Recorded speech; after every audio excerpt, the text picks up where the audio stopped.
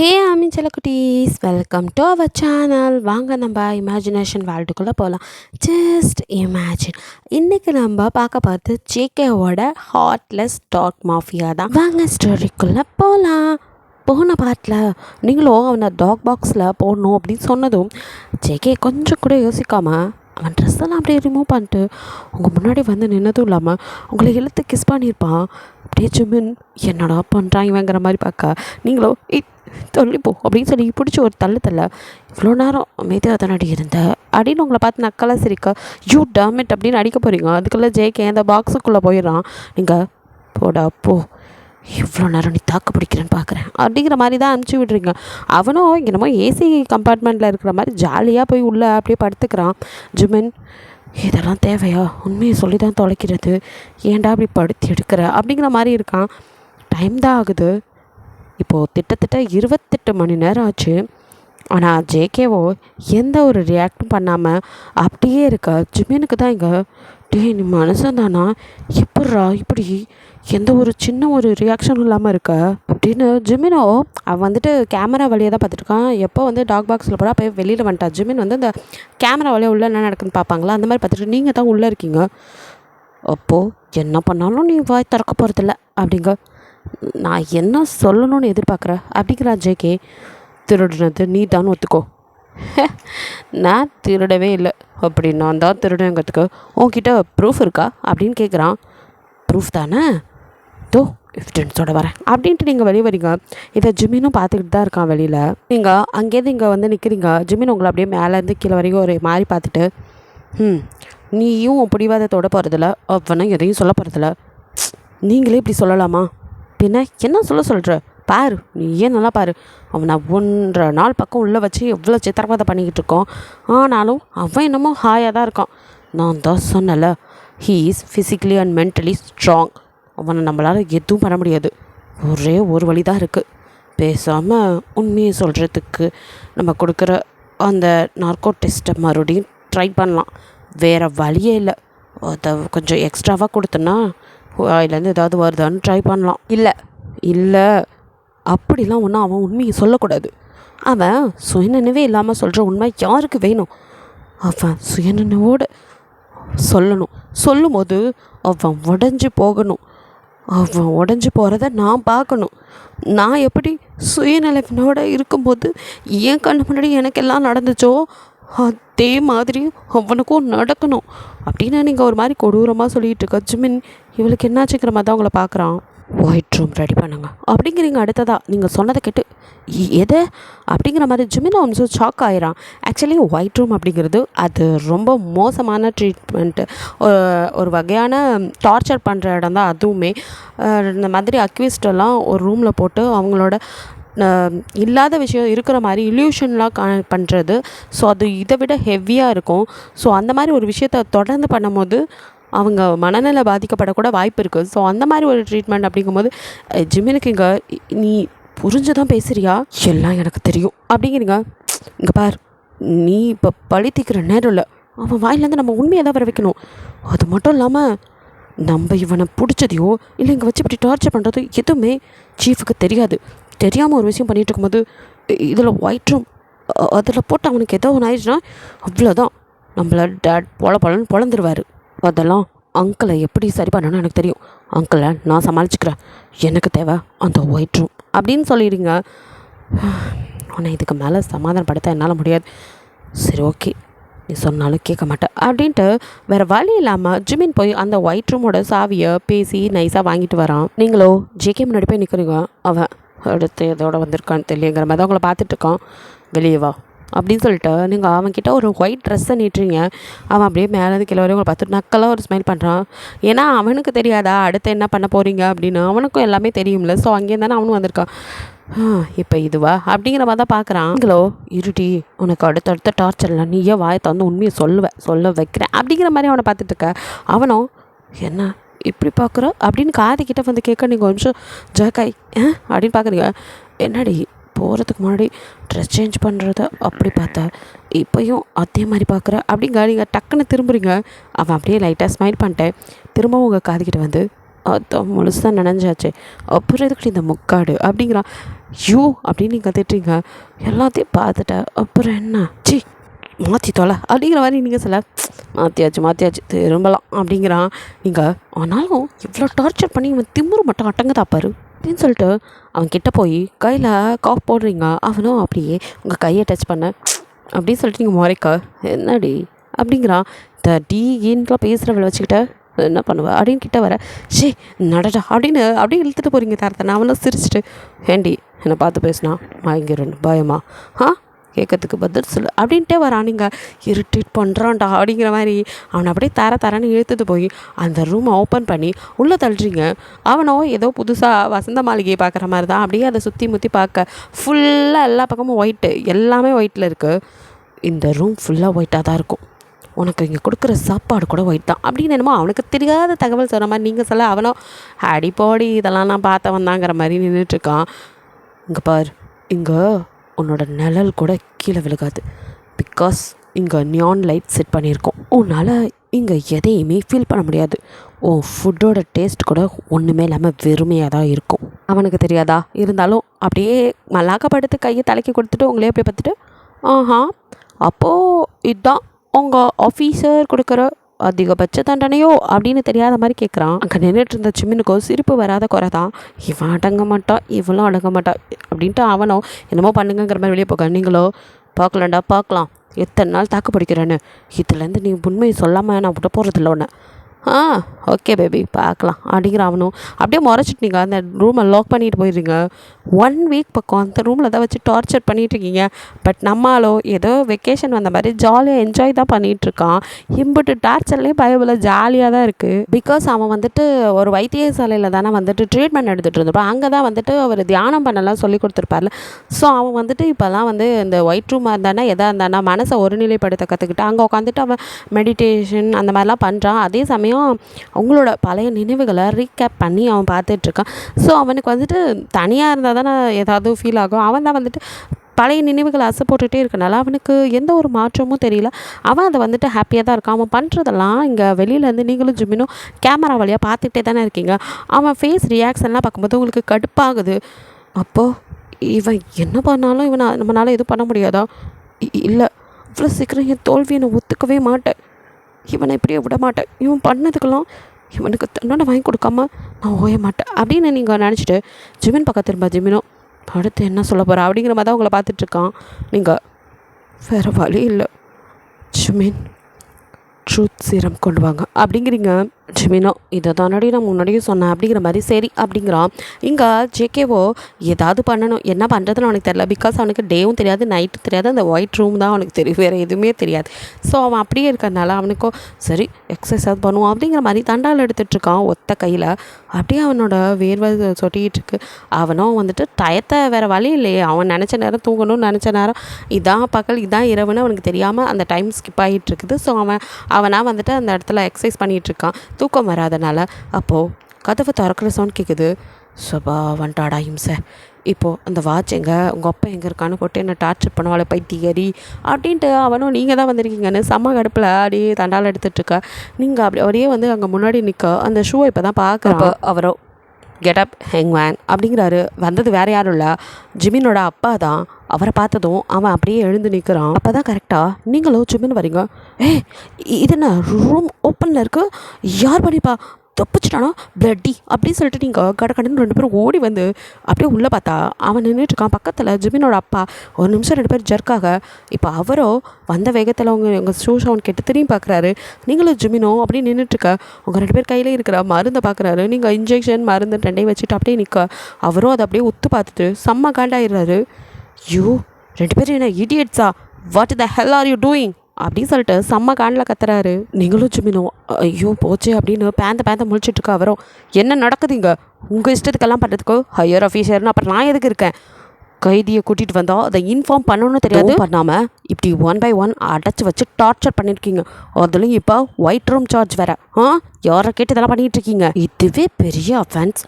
இதில் போதா குறைக்கு ட்ரூத் சீரம் வேறு ப்ரோட்டோக்கால் கூட யூஸ் பண்ணாமல் உங்கள் இஷ்டத்துக்கு நடந்துக்கிறதுக்கு உங்களுக்கு யார் உரிமை கொடுத்தது அப்படின்னு கேட்குறாரு. இதுக்கெல்லாம் நான் ஆக்ஷன் எடுத்தா உங்களோட லைஃபே முடிஞ்சு தெரியும்ல, அதுக்கப்புறம் லைஃப் லாங் இந்த போஸ்டிங்க்கு நீங்கள் வரவே முடியாது அப்படிங்கிற மாதிரி அவர் கத்துறாரு.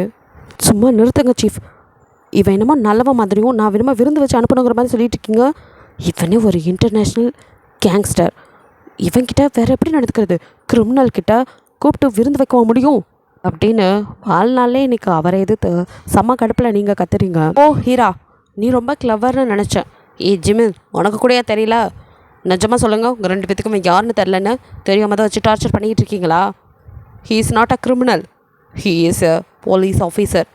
தயாங், உங்களுக்கு தெரியாதா என்ன அப்படின்னு அவர் கேட்க, நீங்களும் ஜிமினோ ஒருத்தர் அப்படியே தெரிஞ்சு தானே பண்ணுறோம் அப்படிங்கிற மாதிரி தான் அவங்க மொழி இருக்குது. தயங்காவா இப்போ இருக்க ஜேகே வந்துட்டு அப்படியே அவங்கள பார்த்து ஒரு மாதிரி நம்மகிட்ட சிரிக்கிறான். அதை ஜிமினும் பார்க்குறான்.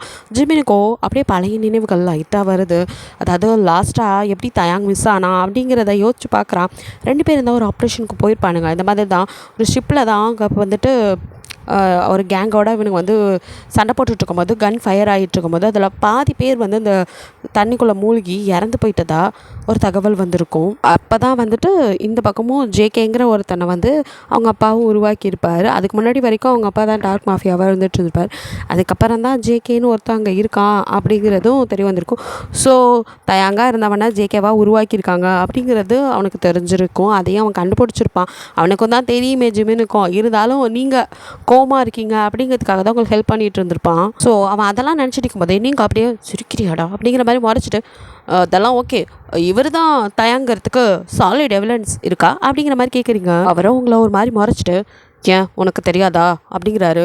நீங்கள் அப்படின்ட்டு, அதெல்லாம் இல்லை, நான் நம்ப மாட்டேன், இதுக்கு சாலிட் எவிடன்ஸ் இல்லாமல் எப்படி நம்புறதான், எந்த ப்ரூஃப், நீங்களாம் ஒன்று சொன்னால் அதை நான் நம்பணுமா அப்படிங்கிற மாதிரி நீங்கள் அவரையே எடுத்து பேசிகிட்டு இருக்க. அவரோ, இங்கே பார், உனக்கே நல்லா தெரியும், அதில் இறந்து போனால் எல்லாரோட ஃபேமிலி வந்து ப்ரோட்டோக்கால் முடிச்சுட்டு தான் போனாங்க.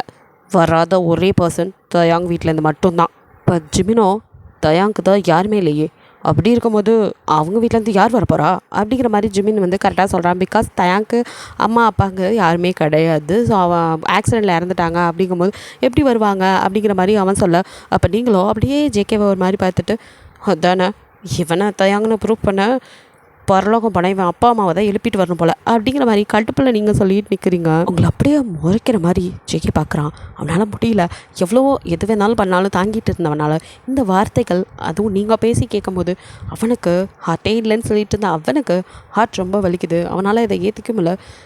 எப்படி நீ என்ன இப்படி பேசலாம் அப்படிங்கிற மாதிரி தான் உங்களை அப்படியே பார்க்குறான். அவனுக்கு கண்ணில் டியர்ஸ் வராது. அப்படியே அவனுக்குள்ளேயே அடக்கிக்கிட்டு கையை இறுக்கி மூடிக்கிட்டு அப்படியே கண்ணை நல்லா டைட்டாக மூடி திறக்கிறான். உங்களை எதுவும் பண்ணிடக்கூடாதுல. அவனுக்கு அவ்வளோ ஆத்திரம் வருது, அவ்வளோ கோவம் வருது. தன்னைத்தானே என்னென்னமே இப்படி ஆயிடுச்சு அப்படிங்கிற மாதிரி ஒரு மாதிரி ஃபீல் பண்ணிக்கிட்டு நிற்கிறான். அவ்வளோ தூரம் நீங்கள் போய் தேடணுங்கிற அவசியமே இல்லை. ஏன்னா அவங்க அப்பா தான் பரலோகம் போயிருக்காரு, அம்மா போகலை.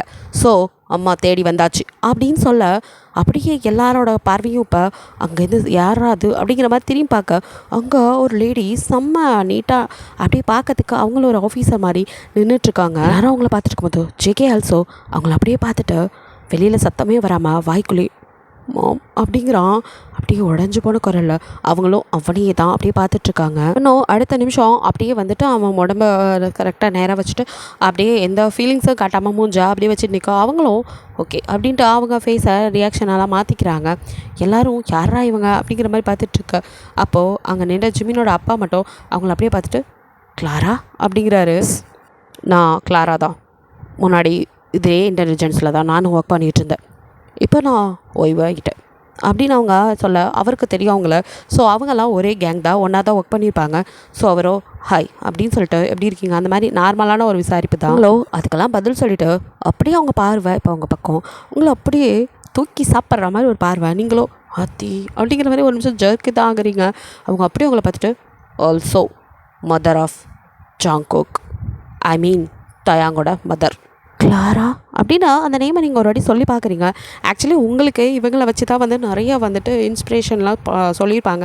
கிளாராங்கிறவங்க முன்னாடி இருந்த இவங்களும் சேம் டு சேம் உங்களை மாதிரியே தான்.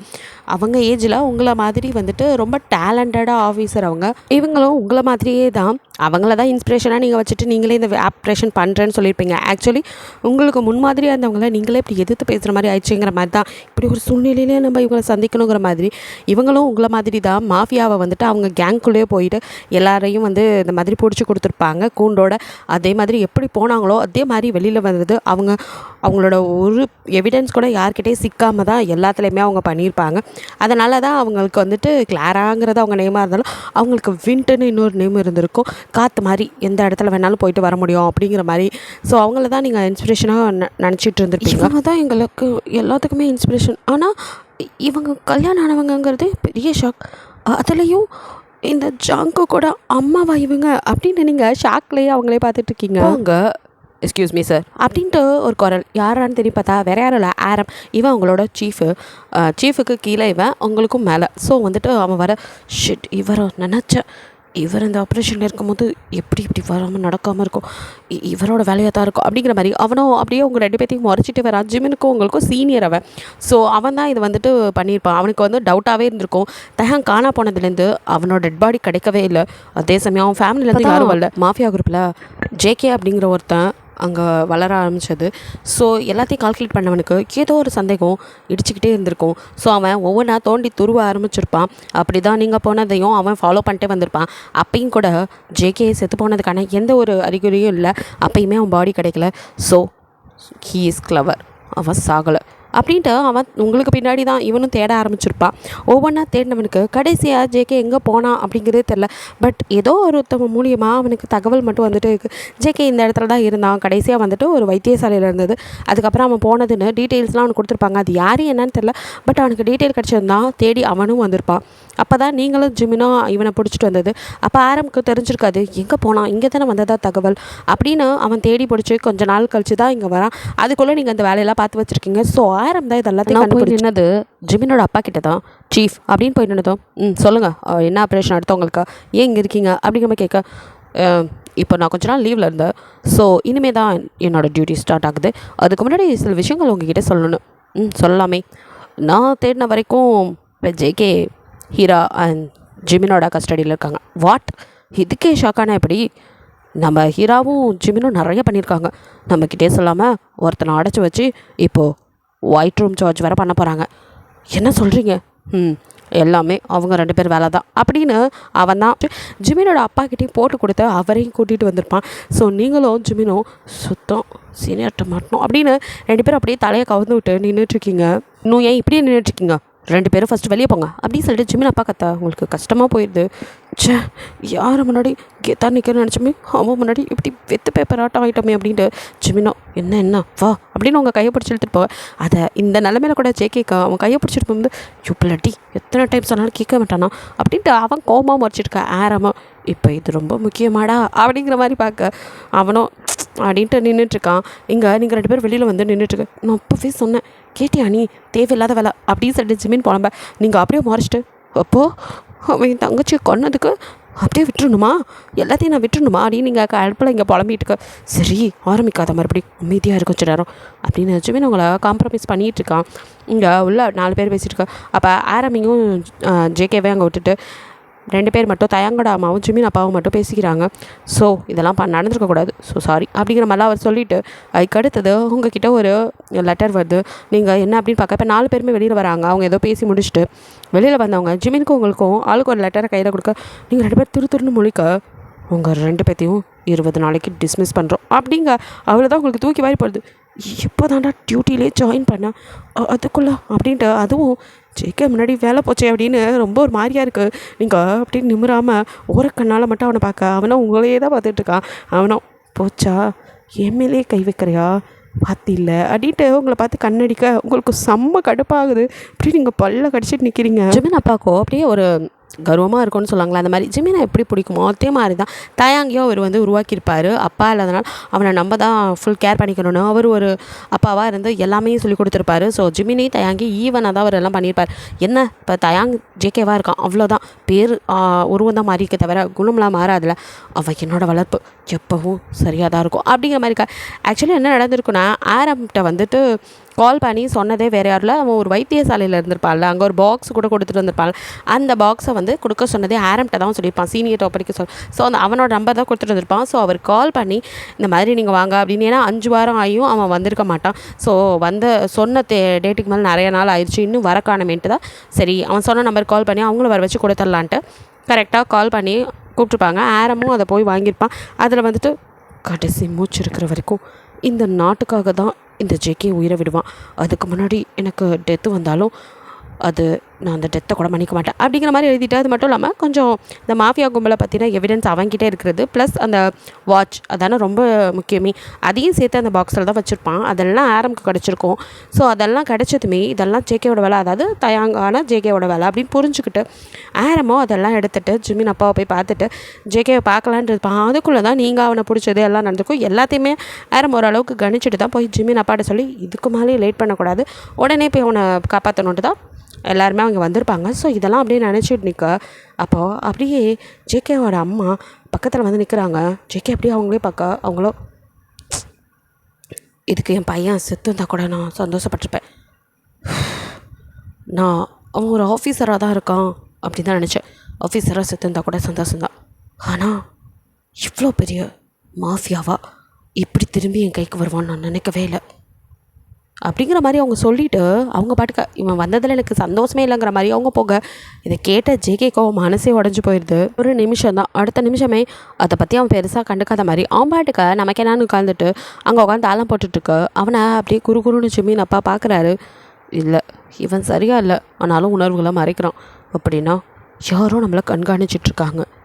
எஸ், என்னோடய உள்ளுணர்வு கரெக்டுனா நம்ம யாரோலையோ கண்காணிக்கப்பட்டுட்ருக்கோம். அதான் இவனும் அமைதியாக இருக்கான், எல்லாம் தெரிஞ்சும் பேச முடியாமல் அமைதியாக இருக்கேன் அப்படிங்கிற மாதிரி அவர் நினச்சிட்ருக்க. ஆரம்க்கும் அதே தான், என்ன பண்ணுறது, இவரே அமைதியாக இருக்கும்போது நம்ம என்ன பேச முடியும், சரி எது நடக்குது நடக்கட்டும், ஆனால் இவங்க ஏன் இப்படி பேசிட்டு போகிறாங்க, அவங்களுக்கு எல்லாம் தெரியும் தானே, இல்லை தெரியாமல் பேசுகிறாங்களா, ஒன்றும் புரியாமல் ஆரமும் அப்படியே அமைதியாக நின்றுட்டுருக்கான். வெளியில் வந்த ஜேகே அம்மாவுக்கு அவ்வளோ அழுகியாக வருது. நாயை குளிப்பாட்டி நடு வீட்டில் வச்சாலும் வாழை சுருட்டிக்கிட்டு அது தான் பண்ணோம், அப்படி தான் இருக்கான் அவங்க அப்பனா மாதிரியே. நான் எவ்வளோ கஷ்டப்பட்டேன், அவனை ஒரு ஆஃபீஸர் ஆக்கணும், நாட்டுக்காக உழைக்க வைக்கணும், என்ன மாதிரி இருக்கணும்னு நினச்சேன். ஆனால் என் பையன் உயிரை குடிக்கிற மாஃபியாவாக நிற்கிறானே, எப்படி உருவாகவா இவ்வளோ கஷ்டப்பட்டு வளர்த்தேன் அப்படின்னு அவங்களால அடக்கிக்கவே முடியல. அழுகியாக வருது அவங்களுக்கு. இப்போது அப்படியே பின்னாடி விண்ட் அப்படின்னு ஒரு சவுண்டு கேட்க அவங்க டக்குன்னு கண்ணால் தடிச்சிட்டு யார் அப்படின்னு திரும்பி பார்க்குறாங்க. நின்றுட்டு இருக்கிறது ஆரம் தான். அவனால் அடக்கிக்கவே முடியல, அவனால் அமைதியாக இருக்கவும் முடியல. அவனும் இங்கே பாருங்கள், நீங்கள் தப்பாக புரிஞ்சிட்ருக்கீங்க, அவன் போன கப்பலில் என்ன நடந்தது, அங்கே என்ன ஆச்சு, அவன் ஏன் இப்படி மாறினான், அதெல்லாம் கண்டுபிடிக்கணும், எல்லாத்தையும் கண்டுபிடிக்க தான் நாங்களும் பார்த்துட்ருக்கோம், அது வரைக்கும் கொஞ்சம் அமைதியாக இருங்க, ஏதோ அதை கண்டுபிடிச்சிட்டா உங்களுக்கும் புரியும் அப்படிங்கிற மாதிரி சொல்ல, அதெல்லாம் சரி தான், எனக்கு எல்லாமே புரியுது, இன்னும் புரியாமல் இல்லை, நானும் இதே ஃபீல்டில் தான் இருக்கேன். ஒன் மோர் திங், அவன் நல்லவன்னு நீங்கள் சொல்லலாம், ஆனால் என்னால் ஏற்றுக்க முடியலையே மேடம், நீங்களே ஏன்னா என்ன தான் நீங்கள் சொன்னாலும் அவன் மாஃபியாவாக இருந்தது மாறப்போகிறது இல்லைல்ல, எத்தனை உயிரை பறிச்சிருக்கான், அது முக்கியமாக சாராவோட உயிர் அவனால் தானே போயிருக்கு, அது மாறாதில்ல, அவன் பண்ணுவது பாவம் இல்லைன்னு ஆயிராதில்ல. ஆரமோ அப்படியே அவங்களே பார்த்துட்ருக்கா. கட்பனா இங்கே ஜெகேவோட அப்பா டேமிட் என் பையன் நினச்சிக்கிட்டு நான் தலைமையில தூக்கி வச்சுட்டு ஆடிட்டு இருந்தா அவனும் மாட்டிட்டானா, சுத்தம் ஷிட், அவனை போடுறதுக்கு தான் ஆள் அனுப்பினேன், அப்படி இருந்தும் அவங்க கிட்ட சிக்கிட்டான். ச்சே, ஐயோ இப்போ என்ன பண்ணுறது, அவனோட சேர்ந்து அந்த வாட்சும் மாட்டிக்கிச்சு, எப்படியும் காப்பாற்றி நம்ம கைக்கு கொண்டாந்து சேர்த்துருவான்னு பார்த்தா, ஆனால் அவனும் மாட்டி இப்போ அந்த வாட்சை மாட்டிக்கிச்சு. அவனை வச்சுக்கிட்டு எவ்வளவோ பண்ணலான்ட்டு நானும் திட்டம் போட்டு வச்சுருந்தேன், எல்லாமே போச்சு, இப்போ என்ன பண்ணுறது, மறுபடியும் அவனை கொல்றதுக்கு ஆள் அனுப்பி ஆகணும், அவனை போட்டு தள்ளினா தான் நம்மளோட இதுவும் வெளியே வராது, இல்லைன்னா திருப்பியும் கூண்டோட கைலாசம் அப்படிங்கிற மாதிரி அவரோ அப்படியே இப்போ என்ன பண்ணலான்னு யோசிச்சுட்டு அங்கே அப்படியே நடந்துட்டுருக்க. அப்போ பாஸ் அப்படின்னு கத்திட்டு அங்கே ஜான் வரான். என்னடா அப்படிங்கிற மாதிரி அவர் திரும்ப அவன் கையில் ஒரு ஃபோன், அதை அவர்கிட்ட நீட்டுறான். வரோம் என்ன அப்படிங்கிற மாதிரி பார்க்க, இந்த வீடியோ பாருங்க அப்படின்னு சொல்லிட்டு அதை ஆன் பண்ண, அதில் நீங்கள் அவனை போட்டு சித்திரவதை பண்ணியிருப்பீங்களே அந்த வீடியோ கிளிப்பிங்ஸ் தான் போயிட்டுருக்கு, நீங்கள் அடைச்சி வச்சு போட்டு படுத்துனது எல்லாமே அதில் வருது. அப்படி பார்க்குறாரு. பார்த்துட்டு என்ன நினச்சிட்டாங்க, மாஃபியாடா, நாங்கள் மாஃபியா கிங், அவனோட பையன் ஜேகே சாதாரண ஆள் இல்லை, என் பையன் உழவிட்டு இருந்தாலும் கூண்டில் அடைஞ்சிருந்தாலும் சிங்கதாங்கிறத நிரூபிச்சிட்டான், ஆரம்பிச்சிட்டான்டா மகனோட பிராணத்தை பாடுறதுக்கு. இதுக்காக இப்போ நான் ஃபோனை கொண்டு கொடுத்தேன், நம்மளே கொண்டு கொடுத்தேன், அவன் எப்படி சித்திரவதை அனுபவிக்கிறான்னு பார்த்து இந்த ஆள் கஷ்டப்படுவான்னு பார்த்தா இவன் என்னமோ மகனை புகழ்ந்து தள்ளிகிட்டு இருக்கான். உன் மகனுக்கு ஒன்றும் அங்கே உபசரிப்பு பண்ணலை, அவனை வச்சு டார்ச்சர் பண்ணுறாங்க பைத்தியக்காரா அப்படிங்கிற மாதிரி தான் ஜானோட மைண்ட் வாய்ஸ் இருக்குது. அப்படின்னு நின்றுட்டுருக்க இப்போ கால் வருது, அட்டன் பண்ணி அப்படியே அவங்க அப்பா பேசுகிறாரு. அந்த பக்கத்தில் இந்த என்னதான் போலீஸாக இருந்தாலும் அதுலேயும் சில புல்லுருவிங்க இருக்க தானே செய்வாங்க. ஸோ அங்கேருந்து ஒருத்தன் தான் கால் பண்ணியிருக்கான். சார், உங்கள் பையன் சும்மா சொல்லக்கூடாது, இவ்வளோ டார்ச்சர் பண்ணியோ ஒரு வார்த்தை உங்களை பற்றியோ இல்லை அந்த வாட்சை பற்றியோ சொல்லவே இல்லையே. அதான் அதான் தட்ஸ் மை சன். நான் சீக்கிரமே ஜேகேவை பார்க்கணும், அதுக்கு ஏற்பாடு பண்ணேன். சரி சார் அப்படின்னு சொல்லிட்டு இருக்கா. இங்கே ஜானோ, எதை மறுபடியுமா? டேய், உன்னை போட்டுட்டு இந்த இடத்துக்கு வரலாம், அவனோட தொல்லை ஒழிஞ்சிச்சு, நாங்கள் இருந்தால் மறுபடியும் என்னடா அவனை கூட்டிகிட்டு வர பார்க்குறேன் அப்படின்ட்டு. பாஸ், நீங்கள் என்ன உளறிட்டுருக்கீங்க? நீங்கள் எப்படி இப்போ போய் அவன்கிட்ட பேசலாம் அப்படிங்கிறீங்க? அவன் என்ன தான் உங்கள் பையனாக இருந்தாலும் இப்போ அவன் போலீஸ் கஸ்டடி இருக்கான். எப்படியும் போலீஸ் அவனை வாட்ச் பண்ணிகிட்ருக்கோம். இந்த நேரத்தில் போய் நீங்கள் அவன்கிட்ட பேச்சுவார்த்தை நடத்துகிறேன் அதை பண்ணுறேன்ட்டு போய் தேவையில்லாமல் ஆப்பில் நீங்களே உட்காந்துடாதீங்க. அப்புறம் உங்களோட சேர்ந்து நம்ம சாம்ராஜ்யமே சரிஞ்சு போயிடும் அப்படிங்கிற மாதிரி அவன் கத்திட்டு இருக்கான். அப்படியே திரும்பி அவனை முறைச்சிட்டு ஹூ மேட்?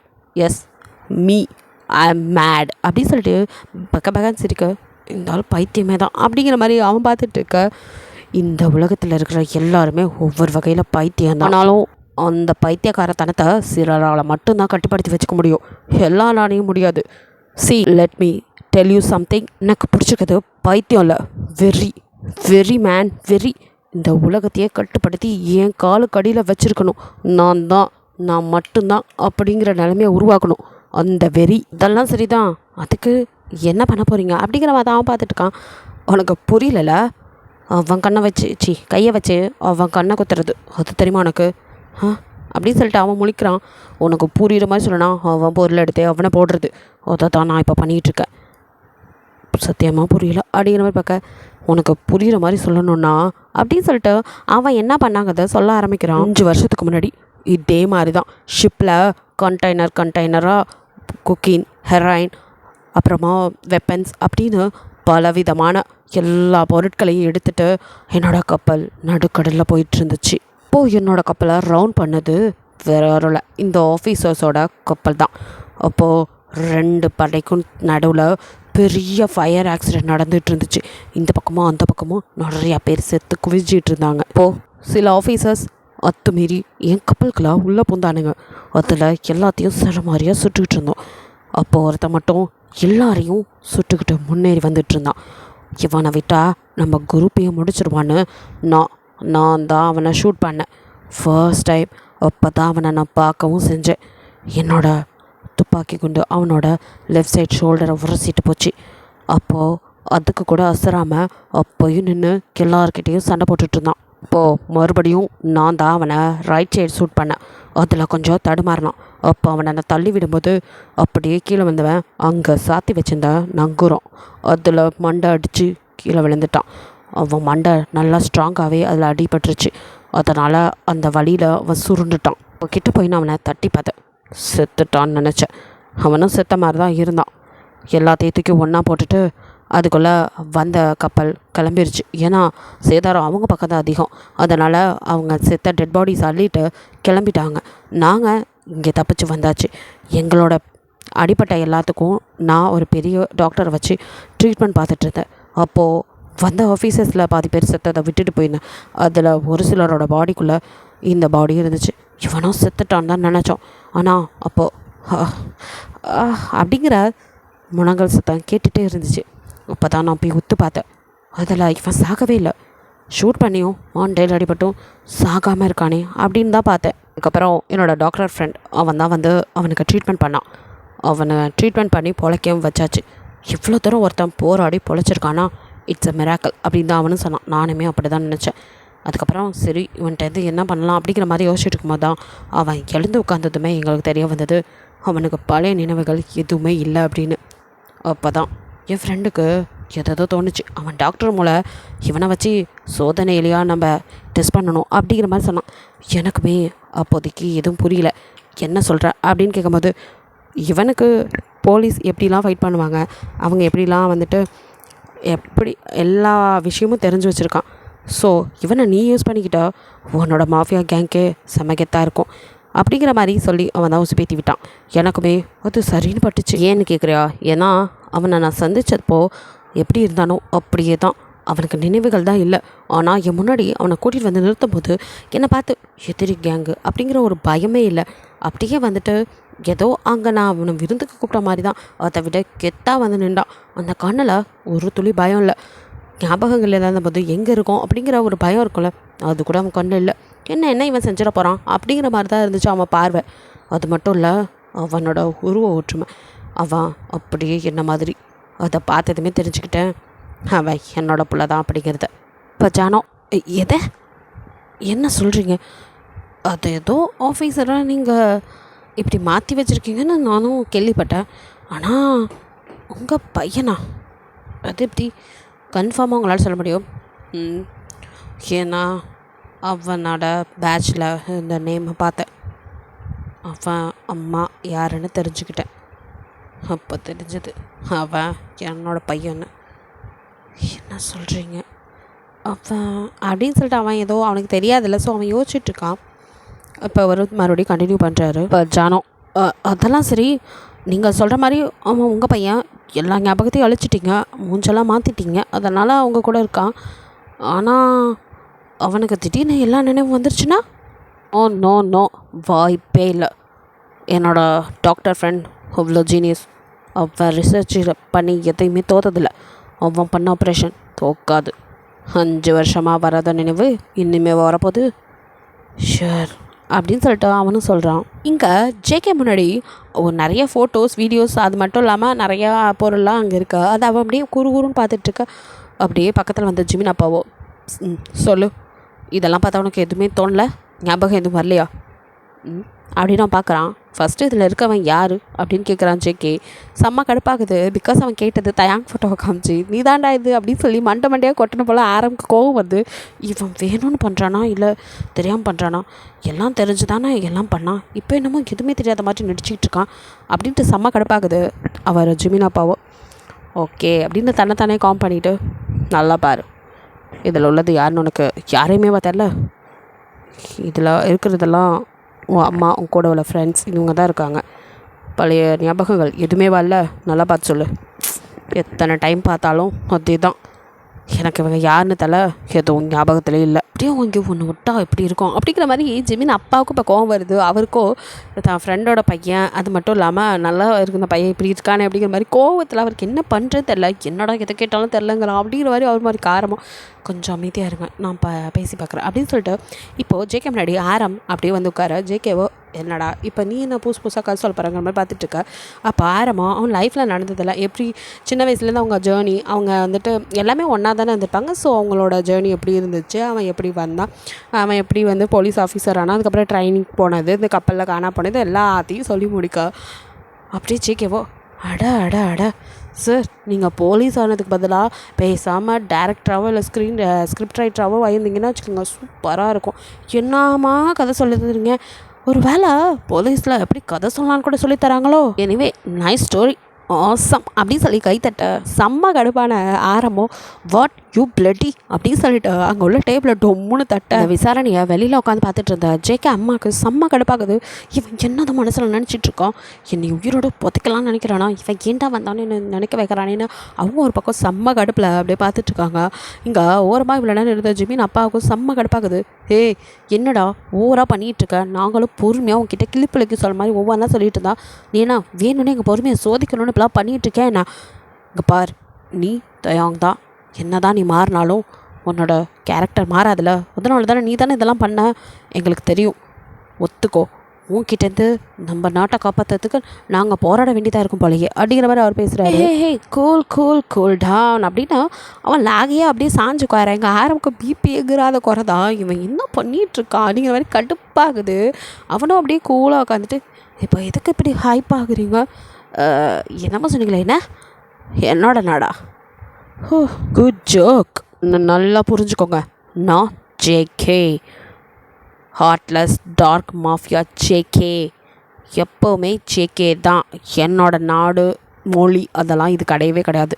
எனக்கு எல்லாமே என்னோட டேட் அவர் வச்சுருக்க எங்கள் மாஃபியா அது மட்டும்தான், வேறு எதுவுமே கிடையாது அதுதான் என்னோடய உலகம் அப்படின்னு சொல்லிவிட்டு ஜேகேவோட கண்ணு அங்கே மாட்டியிருக்க கேமரா இருக்குல்ல, ஸோ கரெக்டாக அதை தான் பார்க்குறான். அதை கவனித்து ஆரம்போ ஜிமின் அப்பா செம கடுப்பில் இருக்கிறத பார்த்துட்டு அவர்கிட்ட போய், நீங்கள் எவ்வளோ தான் கற்றுனாலும் அவன் இப்படி தான் பேசுவான் அப்படின்னா யாருக்கும் கேட்காத குரலில் சொல்ல, எதுக்கு இப்படிலாம் பண்ணணும் அப்படிங்கிற மாதிரி அவர் பார்க்க, அப்போது அங்கே உள்ள டெஸ்ட்டு அவனோட இதெல்லாம் இருக்கும்ல, மரபணு சோதனைலாம் பண்ணது, அவனோட பர்த் மார்க்லாம் மாறாதில்ல, என்ன தான் அவன் ஆள் மாறி இருந்தாலும். ஸோ அதை காமிச்சு, இதில் பாருங்கள் பின்ன மண்டையில் ஒரு அடிபட்டுருக்குது. ஸோ அப்படின்னு சொல்லிட்டு அவன் ஏதோ கிசுன்னு காதில் சொல்ல, அப்படியே ஜேகேவும் இப்போ அதை கவனிக்கிறான். பட் அவங்க என்ன பேசிக்கிறாங்கலாம் அவனுக்கு காதில் விழுகலை. பட் பேசிக்கிறது தெரிஞ்சு குட் ஜாப் அப்படிங்கிறான். 2 பேரும் அட்டன் டயத்தில் அப்படியே திரும்பி அவனை பார்க்க, இல்லை பரவாயில்ல, யார் குற்றவாளின்னு தெரிலாட்டியும் எவனையாவது பிடிச்சி வச்சு ஒத்துக்க வைக்கணும்னு நீங்கள் இவ்வளோ மெனக்கட்டுறீங்க, குட் ஜாப் அது சொன்னேன் அப்படிங்கிறான். அப்படியே மறைச்சிட்டு ஆரம்பிச்சுமே அப்பாவும் இப்போ எதுவுமே பேசாமல் வெளியில் போக, ஜேகே பாட்டுக்கு நமக்கு என்னன்னு காமிச்சிருக்கான். அவங்க 2 பேரும் வெளியில் வர்றதை பார்த்ததுமே ஜேகேவோட அம்மாவும் ஏதோ சரியில்லை அப்படின்ட்டு அவங்களும் அவங்க பின்னாடியே அப்படியே வந்துடுறாங்க. இப்போ 3 பேரும் அப்படியே பேசிக்க ஆரம்பிக்கிறாங்க. எனக்கு தெரிஞ்சு அவன் பின்னமடையில் அடிபட்டிருக்கணும், அதில் அவனோட மெமரி லாஸ் ஆகிருக்கணும், அவனுக்கு அதை தான் சாதகமாக பயன்படுத்தி இந்த மாதிரிலாம் நடந்திருக்கும். இந்த மாஃபியா கும்பல் இவனை மாற்றிடுச்சு, அதுதான் அவனை நம்ம நல்லா செக் பண்ணால் தெரிஞ்சிடும் அப்படிங்கிற மாதிரி சொல்லிகிட்டு இருக்க.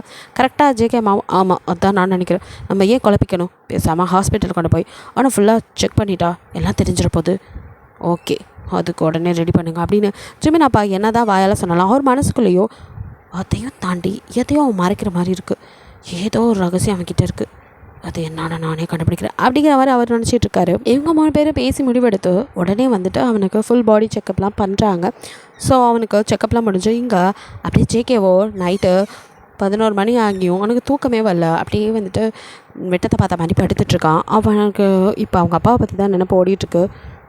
எங்கள் அப்பா சாதாரண ஆள் இல்லையே, இந்நேரம் நான் இங்கே மாட்டியிருக்கிறதுக்கு எல்லாம் தெரிஞ்சிருக்கோம், அப்படி இருந்தும் அந்த ஆள் இன்னும் எந்த ஒரு இதுவும் ஸ்டெப் எடுக்காமல் இருக்காருன்னா ஒருவேளை இன்னும் நம்மளை நம்பிட்டு தான் இருக்காரோ, இருக்கட்டும் அப்படிங்கிற மாதிரி அவன் நினச்சிட்டு படுத்திருக்கான். அவனுக்கோ நீங்கள் கஷ்டப்படுத்தினதெல்லாம் பெரிய விஷயமா தெரியல, ஏன்னா அவன் உங்களை படுத்துனதுக்கு இதெல்லாம் தண்டனையாக தான் அவன் ஏற்றிட்டு இருந்திருப்பான்.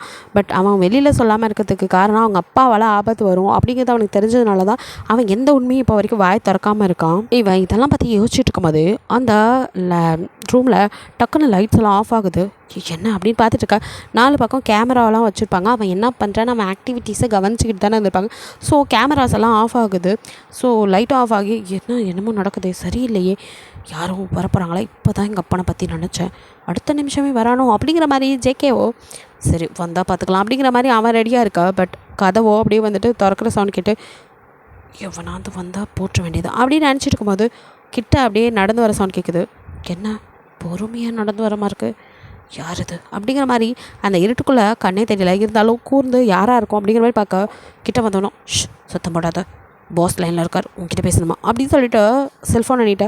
அப்படியே ஜேகே அதான பார்த்தேன், எங்கள் அப்பனோட ஆள் இங்கே வரைக்கும் இருக்காங்களா அப்படிங்கிற மாதிரி ஃபோனை வாங்கி காதில் வச்சதுமே வெல்டன் மை பாய் வெல்டன், நீ என் பையங்கிறத நிரூபிச்சிட்டடா, என்ன தான் போலீஸில் மாட்டினாலும் அவங்க எவ்வளோ டார்ச்சர் பண்ணாலும் என்னை பற்றி ஒரு வார்த்தை மூச்சு விடாமல் இருக்கே, சூப்பர்.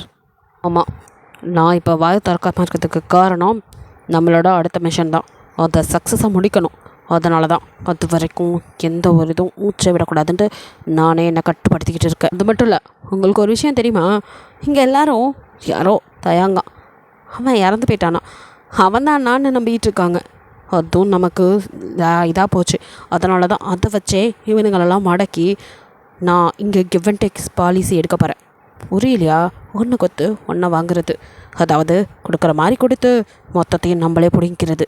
அதுக்காக தான் அந்த வாட்சை அவங்கக்கிட்ட கொடுக்குற மாதிரி கொடுத்துருக்கேன். அந்த வாட்ச்லேருந்து அவங்க டீட்டெயில்ஸ்லாம் கொஞ்சமாக எடுத்துக்கிற மாதிரி ரெடி பண்ணியிருக்கேன். அதில் ஃபுல் டீட்டெயில்ஸ்லாம் இல்லை, நிறைய நான் அழிச்சிட்டேன், கொஞ்சம் தான் இருக்கும்.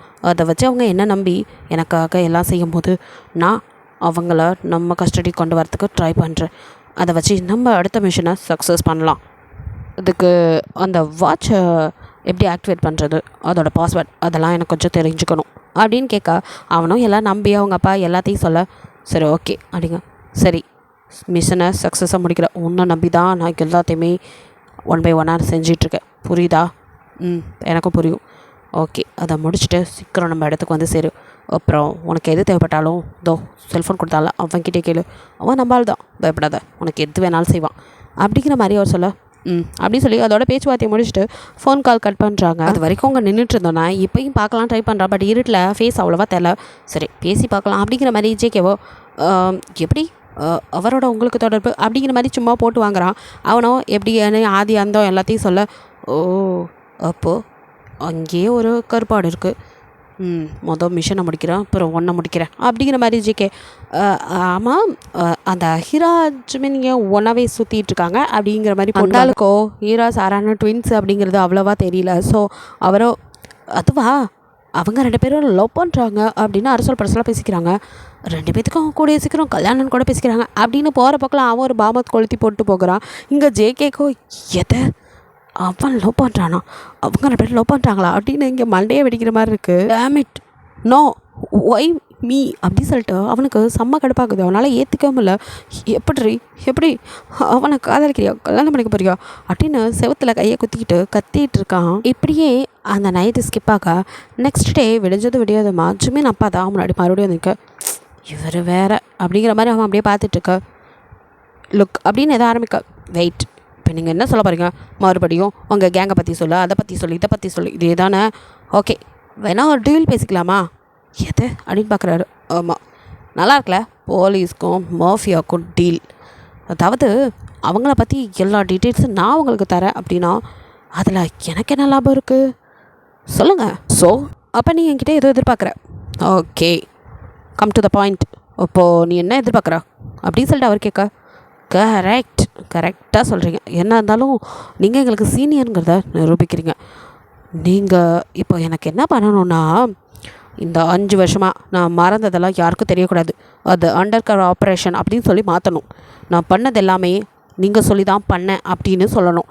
உங்களுக்காக ஆப்ரேஷன் பண்ணுறதுக்காக மட்டும்தான் நான் அங்கே இருந்தேன் அப்படின்னும், அதனால் என்னை வேலை விட்டு தூக்கலை அப்படின்னும், திருப்பி என்னோடய போஸ்டிங் எனக்கு கிடைக்கணும். அடே என்னடா என்னமோ கடையில் விற்கிற பஜ்ஜி வாங்கி கொடு அப்படிங்கிற மாதிரி போஸ்டிங்கை தூக்கி திடீர்னு கொடுக்க சொல்கிற, அதை எப்படிடா முடியும், நேற்று வரைக்கும் நான் அவன் இல்லைன்னு பாட்டு பாடாத குறையாக சொல்லிக்கிட்டு இருந்தேன், எது சொன்னாலும் பெத்த தாயை கூட எனக்கு தெரியாது யாருன்னு தெரிலன்னு சொல்லி ஒரே பாடின பாட்டி திருப்பி பாடிட்டு இருந்தேன், அவன் தான் கடவுள் எங்கள் அப்பன் தான் எல்லாம் அப்படின்ட்டு மாஃபியாவுக்கு கொடி பிடிச்சி கோஷம் பண்ணிகிட்டு இருந்தான், என்னைக்குடா அடித்தான் பாரு அந்தர் பெல்ட்டின்னு அப்படியே மாறி இப்போ என்னமோ பதவிங்கிறான் அதுங்கிறான் இதுங்கிறான். இவனை நம்ம நம்புறதா வேணாமா, சொல்லப்போனால் இவன் உண்மையிலே அவன் தானா, இப்போ எனக்கே அந்த சந்தேகம் வருதுங்கிற மாதிரி அவர் திருத்துன்னு முழிக்க, ஆரமோ அப்படியே அவரை பார்த்து அவனும் முழிக்கிறான். அவனுக்குமே அதே சந்தேகம் தான், இவன் நிஜமாவே நம்ம ஆளில் ஒருத்தன் தானா இல்லை நம்ம யாருன்னே தெரியாத ஒருத்தனை கூட்டிகிட்டு தான் வந்துட்டோமாங்கிற மாதிரி 2 பேத்துக்குமே டயத்தில் ஒரு மாதிரி ஷாக் ஆகுது. அப்போ கரெக்டாக என்ட்ரி கொடுத்த நீங்களோ வரே வா இவன் இந்த மாதிரி தான் பேசுவான்னு நினச்சேன். சரி உனக்கு நாங்கள் எதெல்லாம் பண்ணுறோன்னா நீ ஏன் அப்போது எங்களுக்கு ஒரு ஹெல்ப் பண்ணக்கூடாது என்ன அப்படிங்கிற மாதிரி ஜேகே அப்படியே உங்களை நக்கலாக பார்க்க, ஒரு வாட்சை மட்டும் கொடுத்தியா, அந்த இத்து போன வாட்சை எப்படி ஓப்பன் பண்ணுறது அப்படிங்கிறத அதோட பாஸ்வேர்ட் அதுக்குள்ளே என்ன டீட்டெயில்ஸ் இருக்குன்னு எல்லாத்தையும் எங்ககிட்ட சொல்லு. ஓ சந்தேகம் அப்படின்ட்டு உங்ககிட்ட எனக்கு என்னடி பேச்சு அப்படிங்கிற மாதிரி டப்புன்னு இப்போ ஜிமின் அப்பா பக்கம் திரும்பி, என்னை நம்புறதும் நம்பாததும் உங்கள் கையில் தான் இருக்குது, நம்பினீங்கன்னா அவங்களுக்கு ஹெல்ப் பண்ணுறதுக்கு நான் ரெடி, நம்பலைன்னா ஆளை விடுங்க அப்படிங்கிற மாதிரி அவனோ நமக்கு என்ன நிற்க. அவருக்கோ இவன் படுத்துகிற பாடெல்லாம் பார்த்தா நமக்கே சந்தேகமாக இருக்குது, ஆனாலும் வேறு வழி இல்லை, இப்போதைக்கு இவனை நம்பி தான் ஆகணும், ஆனாலும் இவன் மேலே ஒரு கண்ணு வச்சுக்கிட்டு தான் இருக்கணும், ஏன்னா இவன் அட்ரா அந்தர் பெல்ட்டின்னு திருப்பி அந்த மாஃபியா கேங் கூட சேர்ந்து நம்மளே அழிக்க திட்டம் போட்டாலும் போடுவான், கொஞ்சம் கேர்ஃபுல்லாக தான் இருக்கணும் அப்படின்னு அவர் மனசுக்குள்ளே நினைக்கிறாரு. சரி இவனுக்கு இன்னும் செக்கப்லாம் முடியல, கொஞ்சம் இருக்குது, ஸோ ஹாஸ்பிட்டல் கூட்டிகிட்டு போகலாம் அப்படிங்கிற மாதிரி சொல்லிவிட்டு வா அதுக்கு முன்னாடி ப்ரோட்டக்ட்லாம் முடிக்கணும் அப்படின்னு சொல்லி அவனுக்கு சைன் பண்ணுறதுக்கு சில ஃபார்ம்ஸை கொடுக்குறாங்க. அதை எடுத்து ஜேகே சைன் பண்ணுறான். சைன் பண்ணிவிட்டு அவனோ அப்படியே நீட்டு ஆரம் அதை வாங்க போக ஆரம் கையை லைட்டாக சுரண்டுறான். அவன் என்ன அப்படிங்கிற மாதிரி பார்க்க அப்படின்ட்டு அவன் சைன் பண்ண இடத்த தட்டி காட்டுறான், என்ன இருக்குது அப்படிங்கிற மாதிரி. ஜேகே அது ஆரம் எதுவுமே தெரியாத மாதிரி அப்படியே அந்த பக்கத்தை திருப்பி பார்க்குறான். அவன் இன்னமும் எழுதியிருக்கதை படிக்கிறான். படிச்சுட்டு கொஞ்ச நேரத்தில் அப்படியே ஷாக் ஆகி ஜேகேவை பார்க்க, ஜேகேவோ தெரியாத மாதிரி காமிச்சிக்கோங்கிற மாதிரி கன்சிமிட்ட ஓகே அப்படிங்கிறான். இதோட இந்த பார்ட் முடியுது. நெக்ஸ்ட் பார்ட்டில் என்ன பார்க்கலாம். பிடிச்சிருந்தா லைக் பண்ணுங்கள், ஷேர் பண்ணுங்கள், மறக்காமல் சப்ஸ்கிரைப் பண்ணுங்கள், அப்படியே கொஞ்சம் கமெண்ட் பண்ணிடுங்க. பாய், தேங்க்யூ ஃபார் வாட்சிங்.